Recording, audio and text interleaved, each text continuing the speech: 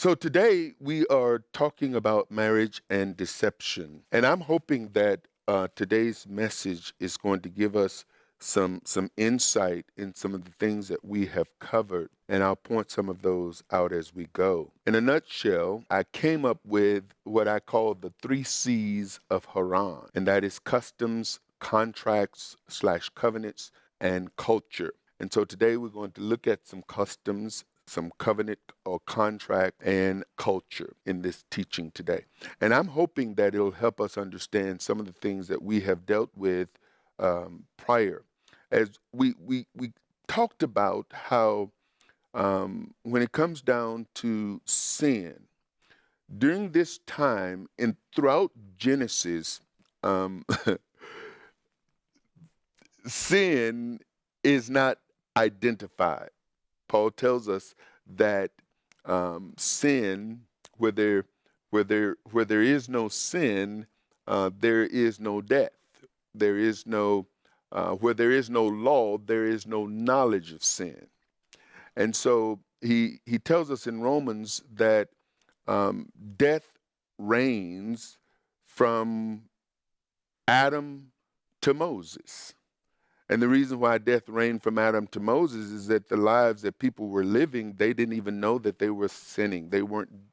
Sin had not yet been defined, even though it had been revealed, because from the very beginning of Cain life, the Bible tells us that Father says to him, sin crouches at your door, but you must master it.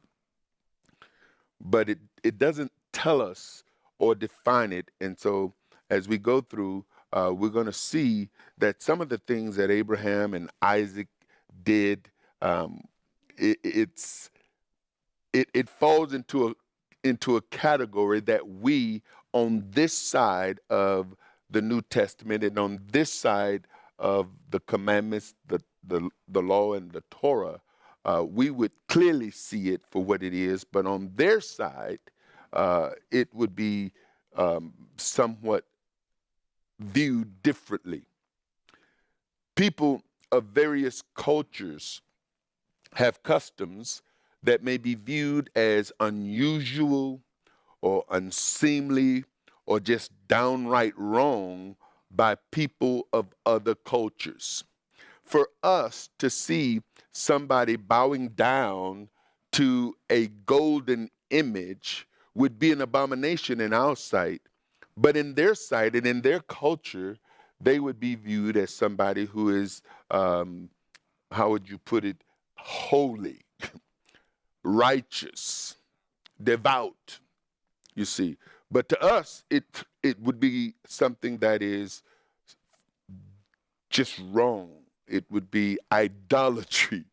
So idolatry to us would not necessarily be considered idolatry to some of the people who are practicing it. An emerging custom that seems to be prevalent among the people of Abraham's family members, and what I mean by Abraham's family members, I'm talking about the people that Abraham came from. Because remember, Father told Abraham to leave. Abraham was from Ur of the Chaldees, but we're going to see that when Abraham left, Terah, Abraham's father, seemed like he brought his entire household to Haran. And here we're going to see that when Jacob leaves, his parents send him to Haran, even though Abraham and his family was from Ur of the Chaldees, but they migrated to Haran, and Haran seemed to have been named after Abraham's brother. And so an emerging custom, as we're going to see here, which is prevalent among the people of Abraham's family members, and that is a custom that can be perceived as deceptive. Abraham displayed characteristics of saying certain things that were customary that we in our culture view as not completely true or half-truth or just a downright lie. Isaac displayed the same type of custom or half-truth when he said Rebekah was his sister, because in essence she was his cousin. And in essence, Abraham, when he says that Sarah was his sister, then she could have been half sister or cousin. I believe she was a cousin because of the language that we went through when we dealt with that portion. Even Sarah, when she went along with Abraham and Rebekah, or when even Sarah went along with Abraham and Rebekah went along with Isaac, both knowing that what they were saying was not completely true, or it could have been within the customary boundaries, whereas the people where they were originally from would have understood. So had they said that in their area where they were from versus in the area where they were, it probably would not have been viewed as something deceptive. Because I know where I came from, it's nothing to call somebody, their cousin or kinfolk or brother or sister, whereas they're not even related by blood. A deeper look reveals Abraham, Sarah, Isaac, Rebekah, and now Laban all came from the same bloodline, the same culture, and the same customs. Forgive my typo and my lack of commas there, but I think you get the message. Then Jacob went on his journey and came into the land of the people of the east, chapter 29, Genesis verse 1. And here, one of the first things we see that Jacob encountered is a lesson on the protocol or custom of the people of the east region. And verse 2 says, "And he looked, and behold, a well in the field, and lo, there were 3 flocks of sheep lying by it. For out of that well they watered the flocks, and a great stone was upon the well's mouth." Now, this is an interesting well, because it's either one that goes down or one that somehow, I'm trying to envision this. And be honest, I had a hard time envisioning it, but you'll see why in a moment. "And thither were all the flocks gathered, and they rolled the stone from the well's mouth, and watered the sheep, and put the stone again upon the well's mouth in his place." So there's some kind of customary process that's going on. And what Moses do, who is writing this, he gives us a precursor of what is about to take place. And so Jacob, now he's looking at this. Here's what he sees. He see that there were, well, let me go back. He looked, and behold, a well in the field.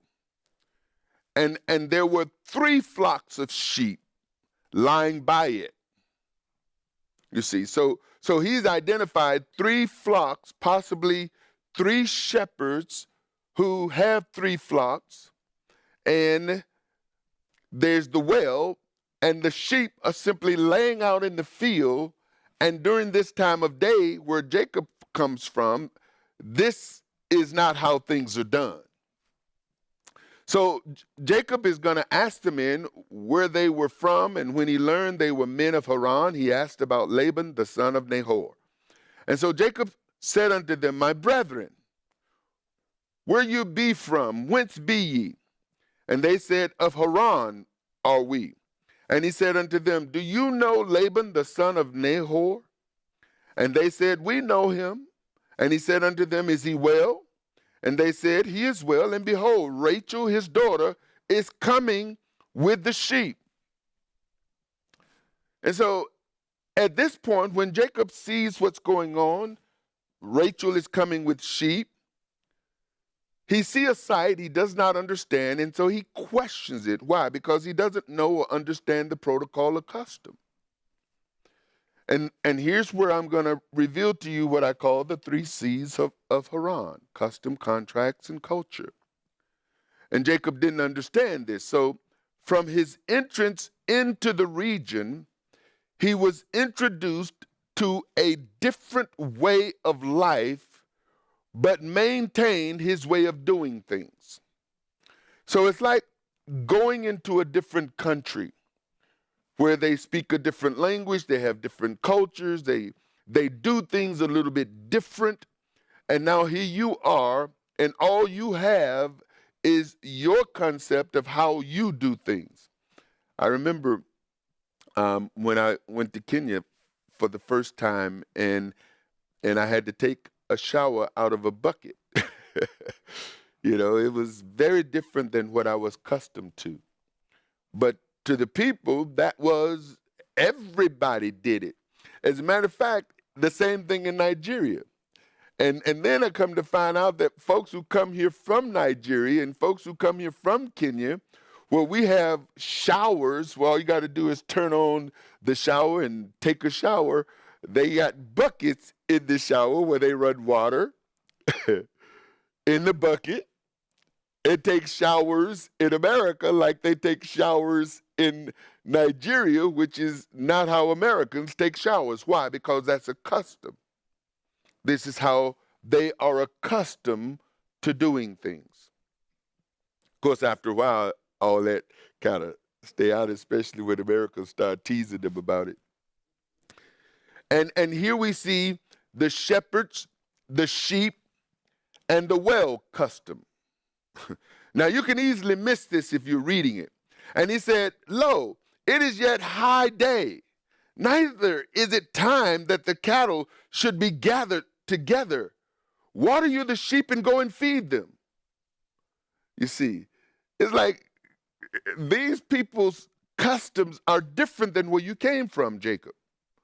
So he's seeing things, and it's like during this time of the day, the sheep and the cattle are out grazing, but here in your Eastern culture, they're all laying here by a well doing nothing.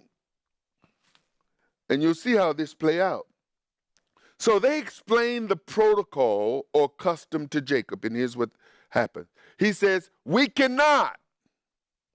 Jacob said, "Why water the flock and take them out to eat, to graze?" They said, "We cannot until all the flocks be gathered together. Until they roll the stone from the well's mouth, then we water the sheep." In other words, here is how we do it. Right? "And while he yet spake with them, Rachel came with her father's sheep, for she kept them." And here, Jacob breaks the custom the men had just explained to him. "It came to pass when Jacob saw Rachel, the daughter of Laban, his mother's brother, and the sheep of Laban, his mother's brother." Now get this, because I'm underlining some things, because I want to point some stuff out to you. So let me read it again. "And it came to pass when Jacob saw Rachel, the daughter of Laban, his mother's brother, and the sheep of Laban, his mother's brother, that Jacob went near and rolled the stone from the well's mouth and watered the flock of Laban." Now hold it, wait a minute. You see what he does here? The man says, "We cannot," but he says, "Yes, we can." So he goes and waters the flocks anyway, even though the men are waiting for the flocks all to gather. And notice again, he rolled the stone from the well's mouth and watered the flock of Laban, his mother's brother. So Moses is continually pointing out that this is his mother's brother. Now, your mom's brother would be called your what? Uncle. Your mom's brother's children would be called your what? Cousins. That's in our culture. Not in this culture. Rachel had to have known the custom, but she kept quiet. Now, if the men knew the custom, did not Rachel know the custom? She didn't say anything. She allowed Jacob to do what he did. The men allowed, they just said, "Oh, here's one of those foreigners." Just like, Americans go to certain countries and they say, "Oh boy, there's an American." Why? Because they're acting like Americans. They're doing what Americans do. And they have no regard for our customs and our culture. You see, just like, you know, if you ever get on a flight to Israel and you're on a flight with Israelis, I'm going to tell you it's a whole different world. If you're ever on a flight with Russians, and it's a whole different world. If you're ever on a flight with Africans, it's a whole different world. You can tell the Americans. See, the Americans drive on the right side of the road, right? But not only do they drive on the right side of the road, they walk on the right side of the road. I mean, if you were in a hallway, you will find that as an American, you will walk on the right side of the hall. And the other Americans will be coming on their right side of the hall. So there's order. If you're in other cultures, folks are walking every which way and driving in some cultures. Can you imagine driving in a place where there's no lines in the road? In America, we have nice lines in the road. We have right of way, pedestrians. Man, they say, listen, I remember, are you bigger than the car? Are you bigger than the car? This is what they say. In other words, you're not in America, buddy. You do not have right of way. The cars are not going to stop for you.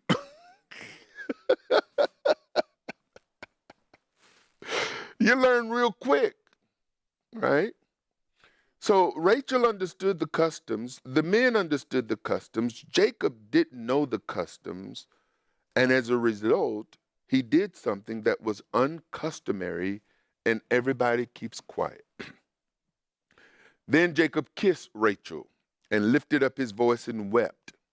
And Jacob told Rachel that he was her father's brother and that he was Rebekah's son. So Moses keeps emphasizing brother, son. And she ran and told her father, and it came to pass when Laban heard the tidings of Jacob, his sister's son, that he ran to meet him and embraced him and kissed him and brought him to his house. And then he, Jacob, told Laban all these things. Now, several times Moses emphasized a relationship as what we would call cousins. The children of a brother and sister would be in our culture called cousins. The word cousin is not used in the Hebrew scripture. You can search from Genesis to Malachi and you won't find cousin.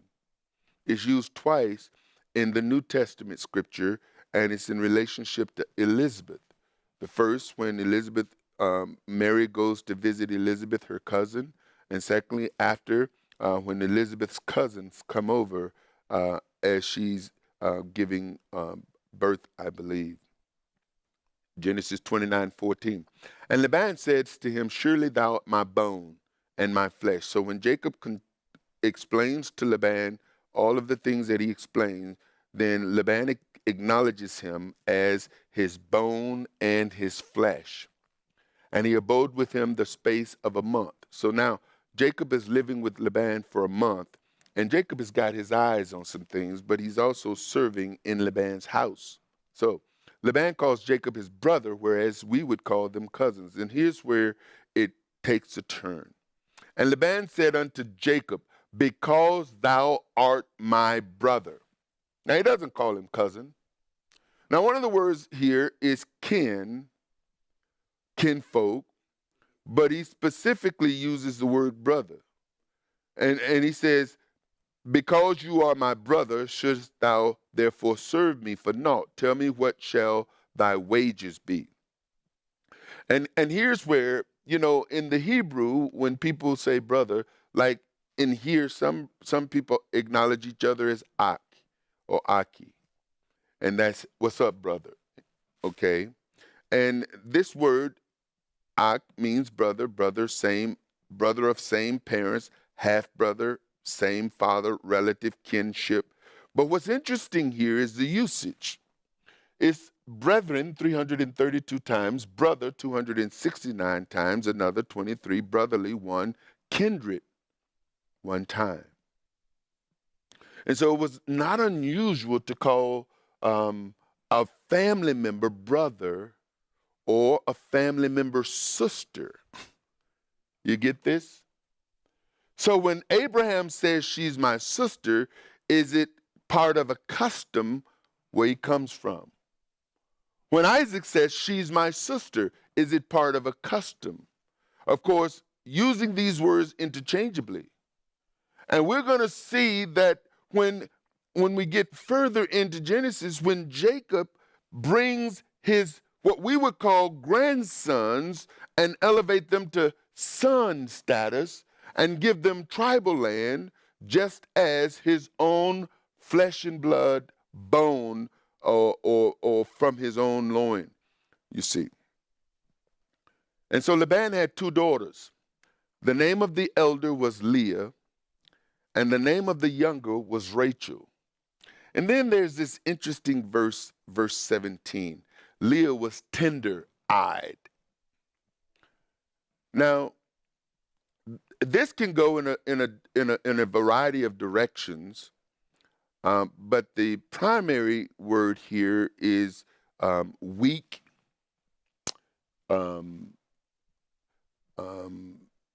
frail. Some would even say that this is indicating that she may have sight issues, that she may be somewhat impaired in her vision. It's not clear.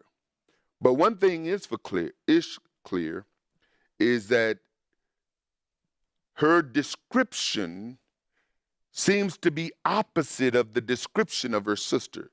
Leah was tender-eyed, but Rachel was beautiful and well-favored. In other words, her eyes and her vision and her sight was good, or she was good to look upon. See. So, however you look at it, Leah seemingly had some physical deficiencies compared to Rachel, which was described as beautiful and well-favored. And so now we get into the second C, contract or covenant or verbal contractual agreement. The firstborn sister marriage, first custom. So here's another custom that we're going to be introduced to that's going to show itself later. Laban knew going into the agreement, but neglected to tell Jacob the small print, if you would. I will call this the small print of a contract, which you should read, because within it, if you don't understand, you find yourself being committed and obligated to things you didn't know that you were obligated to, because once you sign, you're committed. Verse 18, and Jacob loved Rachel. Now, who did Jacob love? Rachel. And said, I will serve thee 7 years for Rachel, thy younger daughter. Did he go into covenant to serve 7 years for Leah? No. The father gave the daughter to the man he had chosen for her to marry. This was a custom. The father chose the man.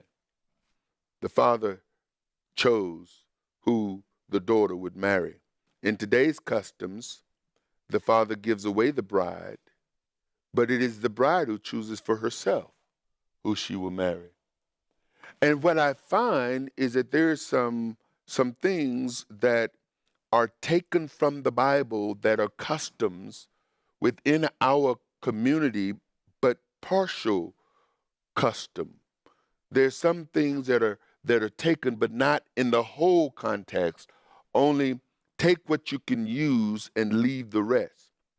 So it is not unusual, even in the ceremony, that the preacher would ask, who give this woman to be married? Or who give this woman to this man? Who has the authority to give away this woman to the man? And whoever that person is, now it's just a custom, you see.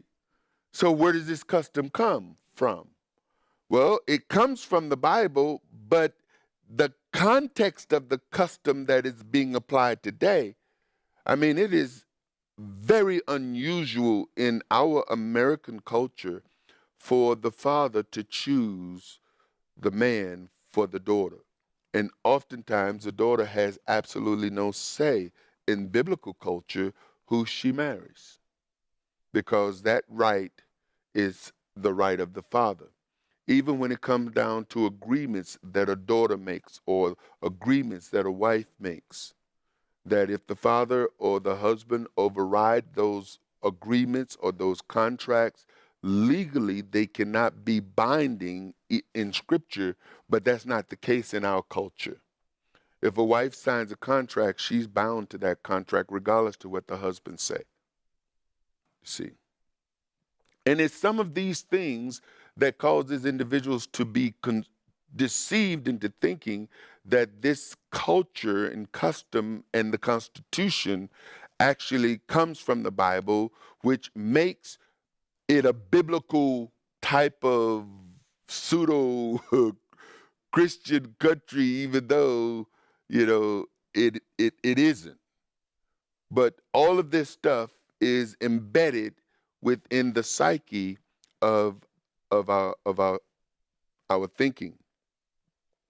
In verse number 19, and Laban said, "It is better that I give her to thee than that I should give her to another man." So he had the authority.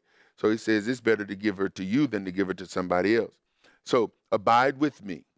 And Jacob served 7 years for Rachel. And they seemed unto him but a few days, for the love he had to her. And Jacob said unto Laban, "Give me my wife, for my days are fulfilled, that I may go in unto her." Now, I want you to consider what I'm about to show you.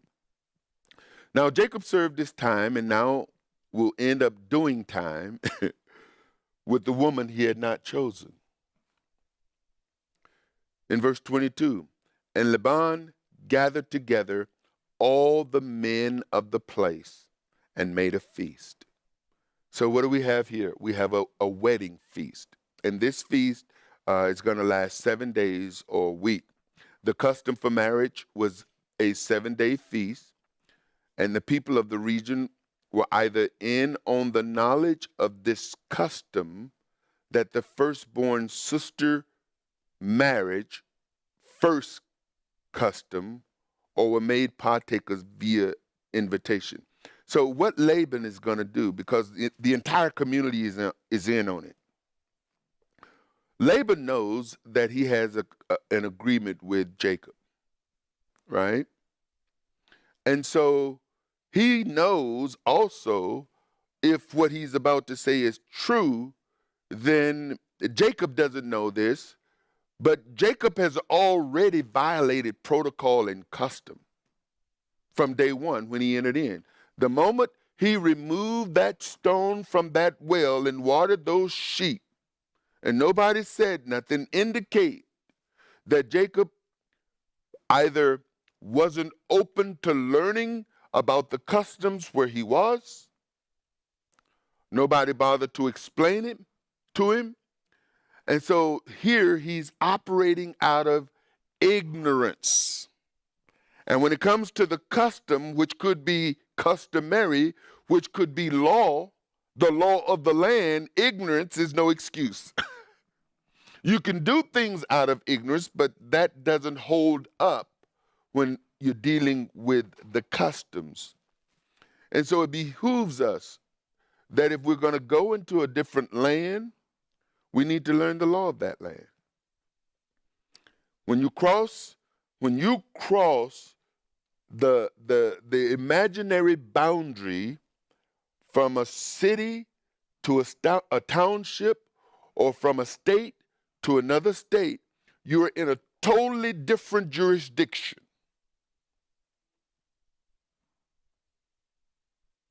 Totally different jurisdiction. And living in a township, the interaction with the police, the sheriff, and the state patrol, I realize that the state patrol has certain jurisdictional authority that overrides sheriffs in their county and even police in their city.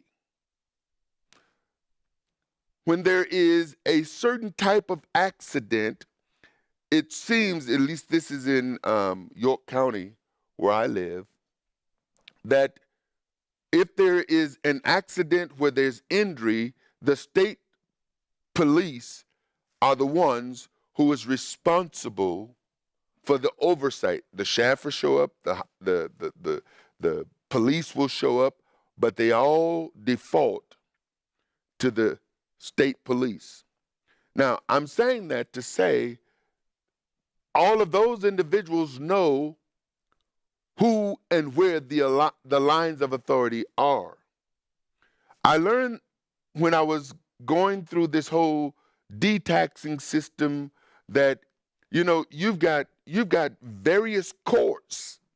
You've got regional, you've got state, you've got federal property on state line. If you commit a crime on federal land within the state, you go to a federal court. Or you go to a state court.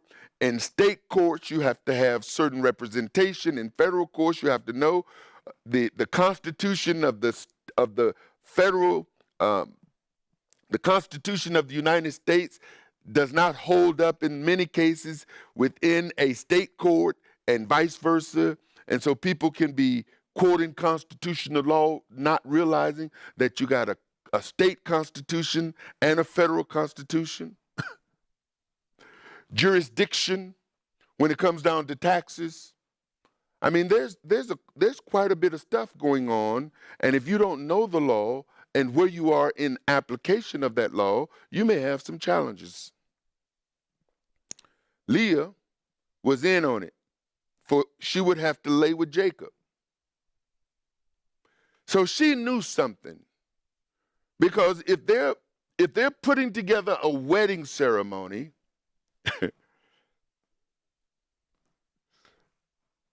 so if she had any type of sight, even if she was blind, it was clear that for the last 7 years, Jacob was spending time with Rachel and had spent little to no time with Leah. Yet she's about to lay with a man that she will call her husband, knowing that he's been working for 7 years for her sister. Now, we see that in this culture, the daughters did what was instructed by their fathers, who chose who their daughters would marry. So Rachel was in on it. She knew there was a marriage feast and that Jacob was getting married. But here again, Rachel keeps quiet. She's got to sit and be quiet, or one thing we know, Jacob is the only one in the dark. Laban is not in the dark. The people of the land is not in the dark. Leah is not in the dark. And Rachel is not in the dark. So Jacob had to accept it, for he had no choice if he wanted Rachel. And it came to pass in the evening that he took Leah his daughter and brought her to him, and he went unto her. And here we have, again, we got the handmaiden custom.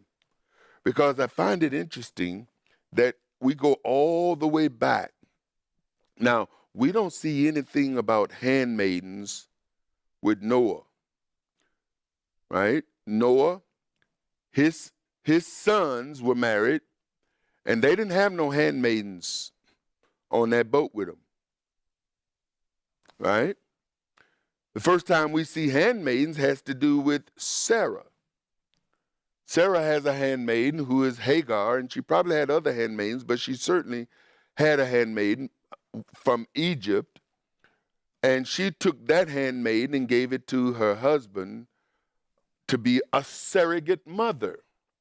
We're going to see that there's surrogate customs. So here we got the handmaiden custom. And Laban gave unto his daughter Leah Zilpah, his maid, for a handmaiden. And I suspect that when the marriage takes place, a handmaiden is assigned to that woman. And it came to pass that in the morning, behold, it was Leah. And he said to Laban, what is this thou hast done unto me? Did not I serve with thee for Rachel? Wherefore then hast thou beguiled me?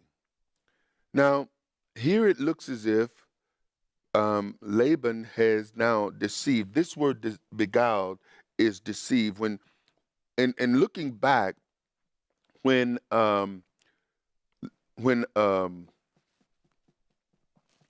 Esau said that Jacob had surplanted.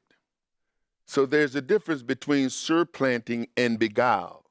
Not a huge difference, but here it's actual deception versus surplanting, taking the place of. You see. So Laban actually, from Jacob's point of view, has now deceived him. Laban's response, and here is the custom of the firstborn. Now, we don't see a firstborn custom with Noah. Noah has 3 sons. In fact, there is some ambiguity in certain places as to who Noah's firstborn son was.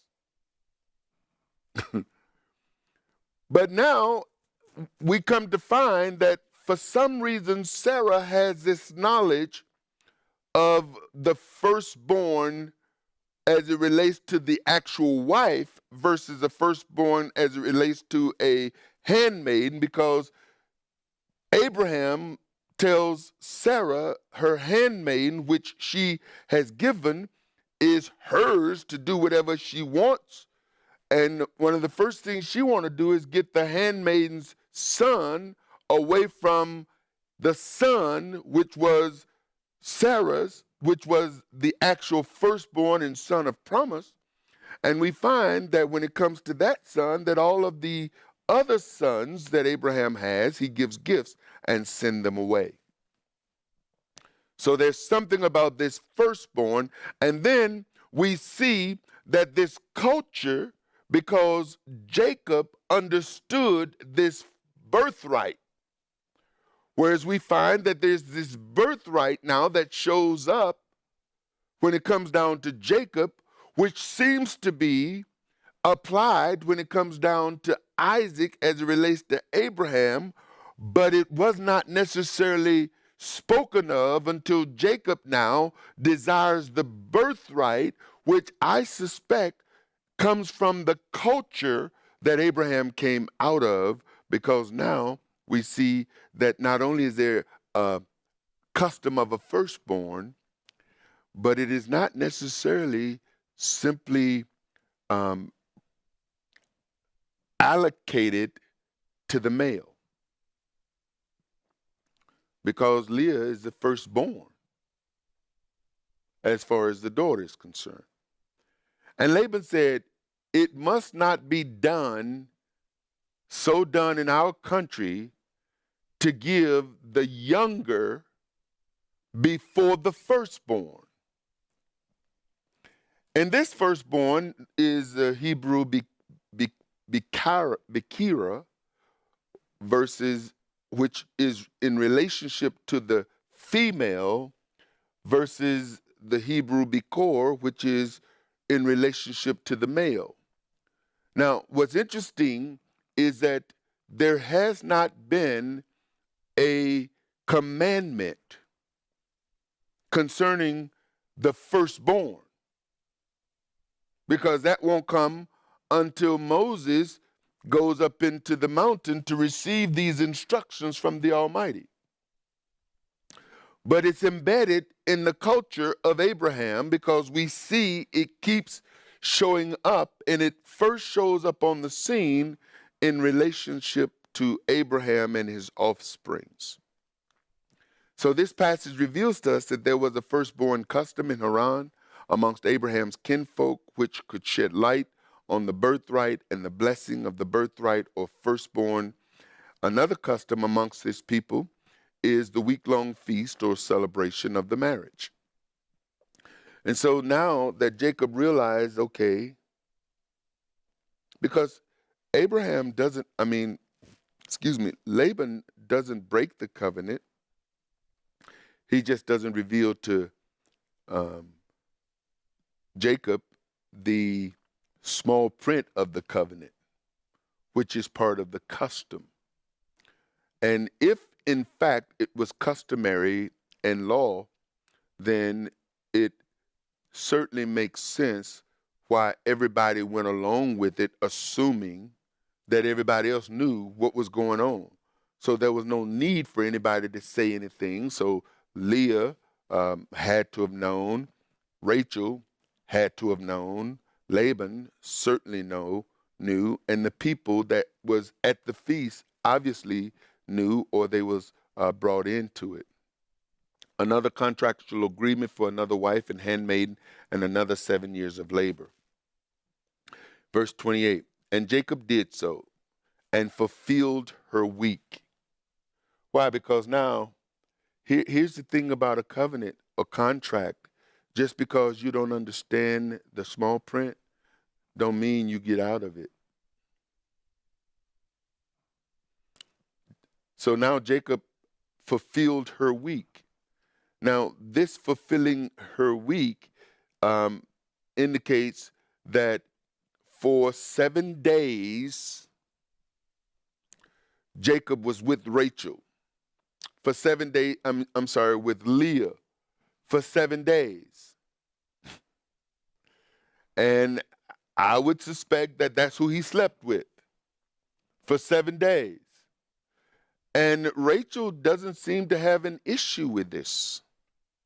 Why? Because it was part of the culture she was brought up in.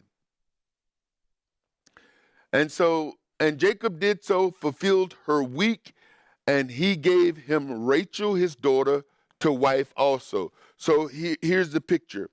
Jacob goes into Leah thinking he's going into Rachel. He spends 7 days with Leah, and after those 7 days, he now gets Rachel. Jacob gets Rachel, the wife he wanted, and Bilhah, her handmaid. So here, Laban gave to Rachel his daughter, Bilhah, his handmaid, to be her maid. So here again, the wife, the daughter gets married, and she receives a servant. She gets a handmaid. And here it was actually Laban's handmaid. After fulfilling his week with Leah, Jacob lays with Rachel and worked another 7 years. Verse 30. And he went in also unto Rachel, and he loved also Rachel more than Leah, and served with him yet 7 other years. And that brings this portion to conclusion. We're going to pick up in verse 31 as we move forward next week, Father willing, because this is where this context stops, and then they're going to get into where they're starting to bring forth children in these relationships. So, any comments, any questions, any clarification? Shalom, saints. As we close out another biblical year and prepare to embark upon the biblical new year, I wanted to share with you some things we are planning to accomplish in the upcoming new year. Here's a list of what we're planning to do. We plan to expand our TV coverage to include other stations. Currently, we have 4 programs broadcasting locally, and we have 1 international program broadcasting in the Bahamas. We're planning to launch our Hebrew Roots University on March 1st, starting with our associate's and bachelor's degree, and we plan to add our master's and PhD program later in the fall. We're planning on enhancing our feast celebrations with workshops, baptisms, and other activities during your pilgrimage to Charlotte for the appointed feast. We're planning to create more short video teachings that will expound on the blogs and Ask Arthur teachings currently on our website. We plan to create teachings on more subject matters, and if there's a subject matter that you would like us to expound on, please submit it in the Contact Us page on our website. We plan to create more downloadable ebooks and upload more audio podcasts to our website pages. We're looking to do a missionary trip to Europe or Africa, maybe Kenya. As in all things we do, we rely on the leading, guidance, and direction of the Holy Spirit. We also rely on the generosity of our brothers and sisters like you, who stand with us financially and prayerfully, seeking, Father, for our success, because our success is your success. Your generous and consistent giving enable us to build and leave a legacy for generations to come, assuring that future generations will have access to the truth that set men free and are equipped ambassadors for Messiah, taking the good news of the kingdom, the gospel Yeshua preached, to the ends of the earth. Your gift today not only saves souls and set captives free, but equip the saints today for the work of ministry and prepares tomorrow's ambassadors of the kingdom to reach their generations to the glory of Jehovah. You can see a full list of our plans below. Please give a generous gift today. You can use the donate link below or mail your contribution to P.O. Box 1182, Fort Mill, South Carolina, 29716. That's P.O. Box 1182, Fort Mill, South Carolina, 29716. Please make a generous contribution today. Thank you. May Jehovah bless you and keep you. May Jehovah make his face to shine upon you and be gracious to you.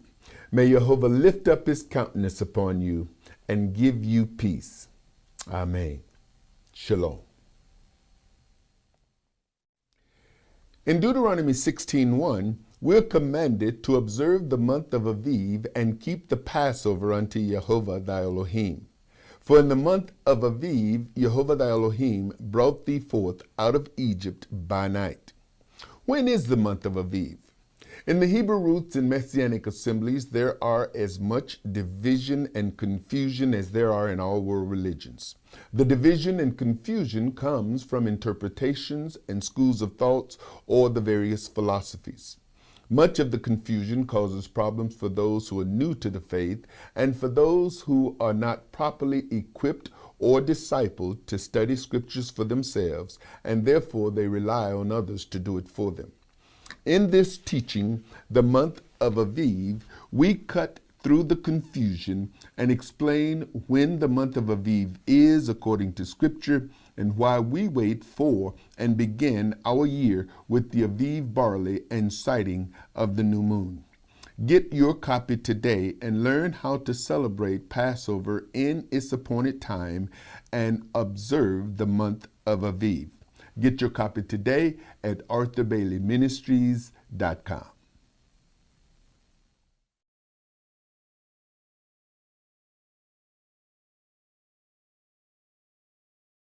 Shalom, saints. The biblical New Year is fast approaching, which means that Passover and the Feast of Unleavened Bread will be here before you know it. I pray that you and your family are making plans to join us here at House of Israel in Charlotte, North Carolina, along with saints from around the globe who will be converging here at House of Israel. We look forward to seeing you for Passover and the Feast of Unleavened Bread as we are making plans, workshops, and other activities that will be here in Charlotte at House of Israel. We look forward to seeing you and your family for Passover and the Feast of Unleavened Bread. See you soon, and until then, shalom, saints. For more information, visit www.arthurbaileyministries.com or call 888-899-1479. House of Israel International Services is made possible through financial contributions from brothers and sisters like you. Thank you.